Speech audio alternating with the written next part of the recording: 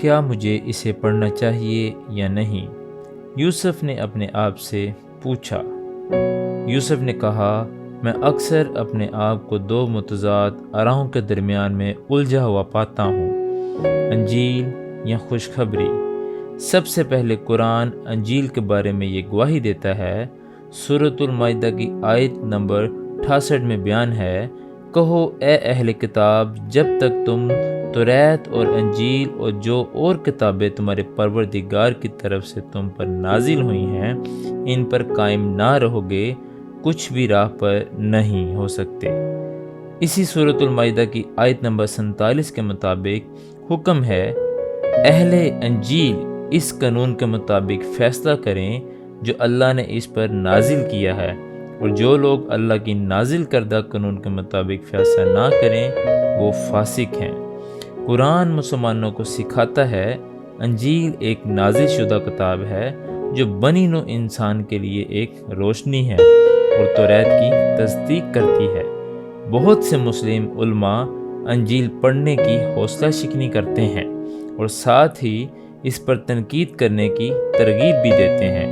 ان کا کہنا ہے کہ اس میں تبدیلی کر دی گئی ہے اور اس میں غیر اخلاقی کہانیاں ہیں اور قرآن ان کے پیغام کو بھی منسوخ کر دیا ہے۔ اس سفر کو شروع کرنے سے پہلے اور یہ جاننے کے لیے کیا صحیح ہے اور کیا غلط، یوسف نے اپنے آپ سے سوال کیا۔ وہ پوچھتا ہے کہ انجیل کیا ہے؟ اصل یونانی زبان میں انجیل کو یونگیلین کہا گیا ہے۔ یونگیلین یعنی فتح کی خوشخبری یا یونانی ثقافت میں رونما ہونے والے دیگر اہم واقعات کا اعلان کرنے کے لیے استعمال کیا جاتا ہے۔ اسی طرح ایک نجات دہندہ کے طور پر فرشتے نے یسوع کی پیدائش کا اعلان خوشخبری کے طور پر کیا۔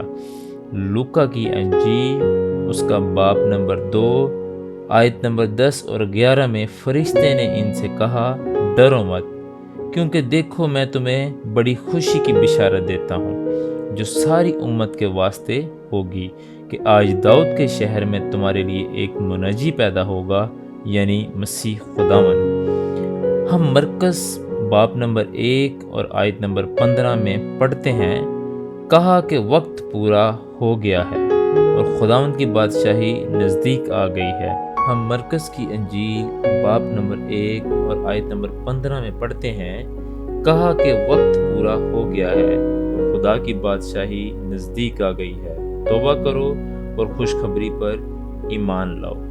بعد ازاں خوشخبری کو تنقیدی اصلاح کے طور پر 27 کتابوں کا مجموعہ کے حوالہ دینے کے لیے استعمال کیا جاتا ہے جو انجیل کی تشکیل کرتی ہے۔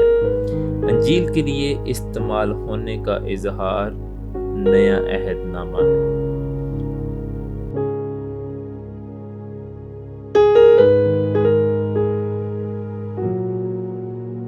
یرمیہ کی کتاب اس کا 31 باب اور 31 آیت، دیکھ وہ دن آتے ہیں کہ خداوند فرماتا ہے، جب میں اسرائیل کے گھرانے اور یہودا کے گھرانے کے ساتھ نیا عہد باندھوں گا۔